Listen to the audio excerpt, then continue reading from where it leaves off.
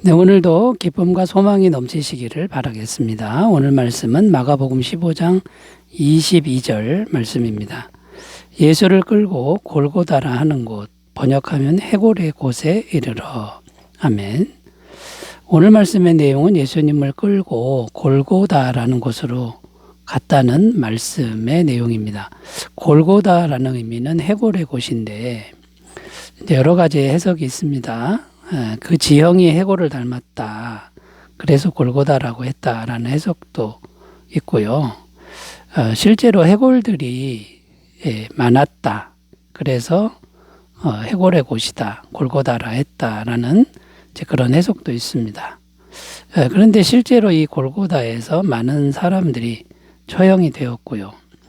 또 그 처형된 시체들 중에는 연고자가 없어서 그대로 방치된 해골들이 많았던 것 같습니다. 그러므로 이 골고다는 어떤 곳이라고 말할 수 있냐면 죽음의 기운이 가득한 곳이다. 시체가 가득한 곳이다. 이렇게 말할 수 있습니다. 자, 그런데 이렇게 죽음의 기운이 가득한 골고다에 예수님이 십자가에 못 박히셨다. 이런 말씀이죠. 이게 무슨 의미가 있습니까? 죽음이 가득한 곳에 영원한 생명이신 예수님이 임하셨다. 그러니까 죽음이 가득한 곳에 영생이 임했다. 이제 이렇게 해석할 수 있다라는 겁니다. 그 영화에 유명한 영화 배너라는 영화가 있는데 이 배너라는 영화를 보면 이 골고다 그 언덕 근처에 살고 있던 한 문둥병자가 나옵니다.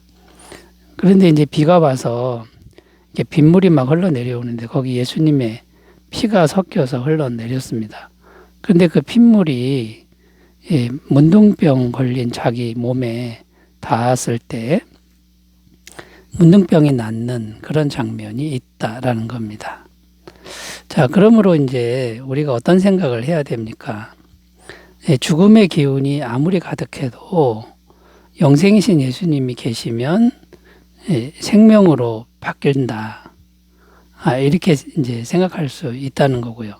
오늘날에도 이 영적인 골고다가 많은데 이 영적 골고다, 곧 죽음의 기운이 가득한 이 영적 골고다에 주님의 십자가가 세워지기만 하면 생명으로 바뀐다라는 이제 그런 말씀이 되는 겁니다.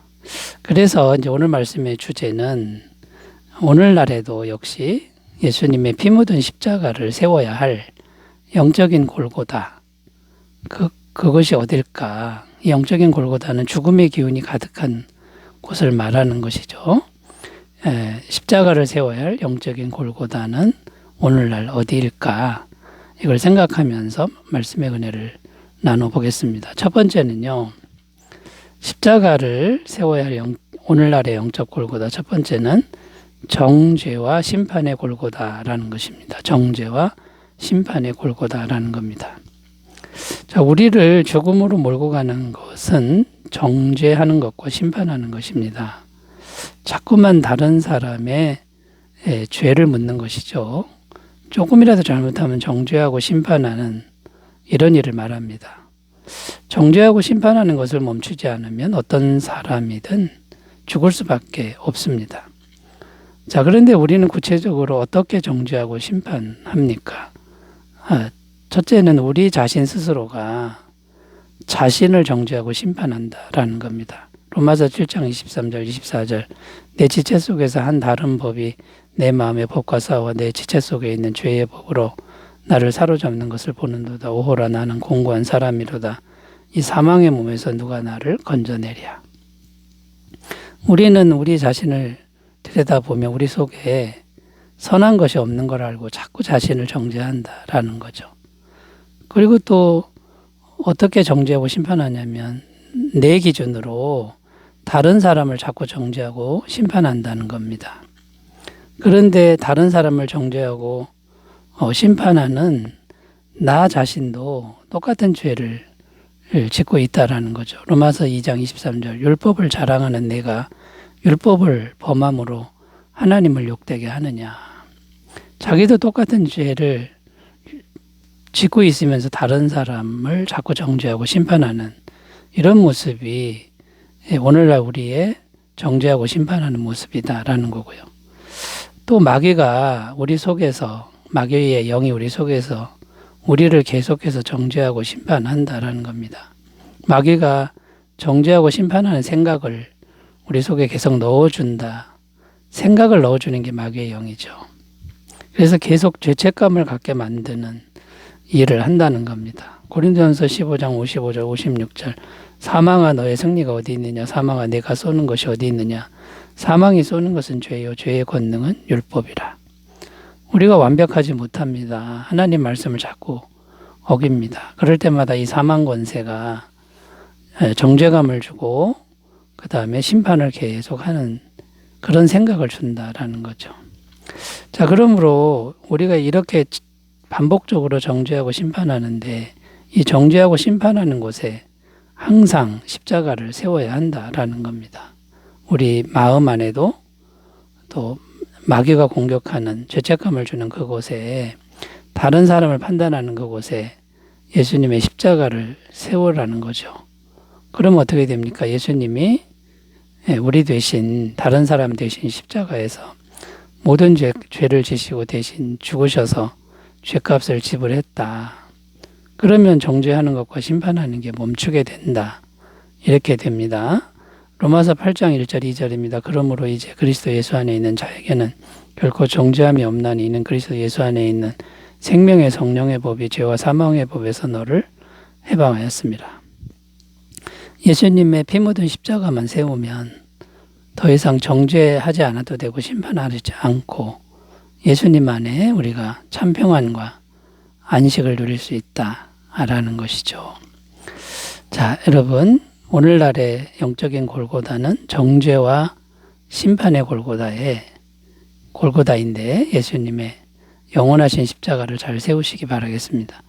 자, 두 번째로 가보겠습니다. 오늘날 죽음의 기운이 가득한 영적 골고다는 어디일까요? 두 번째는 하나님을 떠나 자기 힘으로 하려는 교만의 골고다라는 겁니다. 하나님을 떠나 자기 힘으로 하려는 교만의 골고다라는 겁니다. 창세기 2장 17절 읽습니다. 선악을 알게 하는 나무의 열매는 먹지 말라. 내가 먹는 날에는 반드시 죽으리라 하시니라. 자, 에덴 동산에 있는 아담과 하와에게 하나님이 하신 말씀인데요. 선악을 알게 하는 나무의 열매는 먹으면 안 된다. 먹으면 반드시 죽는다. 이런 말씀입니다. 자, 그런데 선악을 알게 하는 나무의 열매는 무엇을 의미하는 겁니까? 하나님을 의존하지 않고 인간 스스로의 힘으로 살겠다라는 선택, 마음의 선택, 이것이 선악과를 선택하는 일이다라는 겁니다. 그러니까 무슨 말이 되냐면 하나님을 떠나서 인간인 내 힘으로 살겠다, 이런 건데, 하나님을 떠나서 내 힘으로 살려고 하면 너는 반드시 죽는다, 이런 말씀이 됩니다. 하나님을 떠나는 것은 영생이신 분과 떨어지는 겁니다. 단절이 되는 것이기 때문에 영생과 단절이 되니까 반드시 죽게 되는 게 당연한 말씀이다라는 겁니다.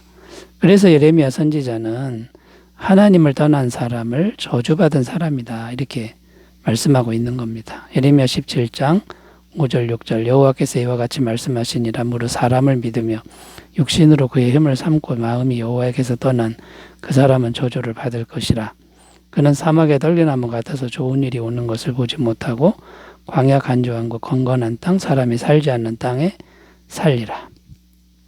자, 그러므로 어떻게 하라는 겁니까? 하나님을 떠나서 자기 힘으로만 살려고 하는 이 교만의 골고다에 예수님의 피 묻은 십자가를 세우라는 겁니다. 예수님의 피 묻은 십자가를 세운다라는 건 마음에 예수님을 믿겠다라는 거고, 예수님을 의지하며 살겠다, 이런 선택을 하라는 겁니다. 요한복음 1장 12절 영접하는 자 곧 그 이름을 믿는 자들에게는 하나님의 자녀가 되는 권세를 주셨으니.